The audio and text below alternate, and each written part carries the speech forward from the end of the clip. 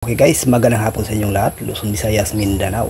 Welcome back naman sa ating panibagong update para sa 5 PM do edition, no? So, dito sa atin, disclaimer lang ha, lahat ng machine share ating combination, ito po ay isang mga analyze prediction lamang, no? Wala po tayo tinatawag na sure win.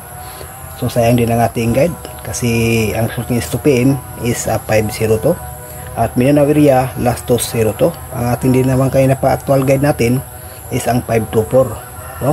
So may pahabol naman din ako 253, ganon pa rin, no? Slide.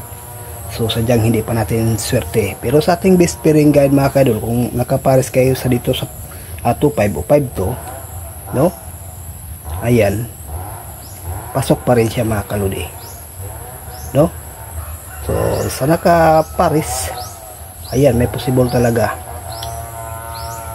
Okay mo, balik tayo sa pang 5 PM doon natin mga kaidol, no? So, hopefully ito ay hindi mag-slide.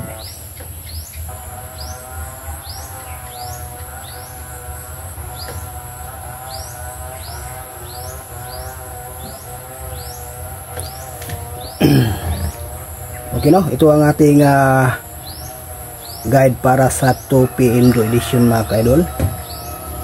Is 504 207 604.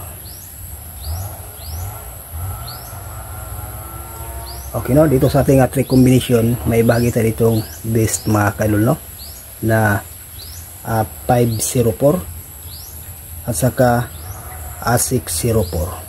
So yan ang ating best guide para sa 5 PM draw. Sa gustong mag 1 combination ay ang 504 mga kaidol, ay ang maganda.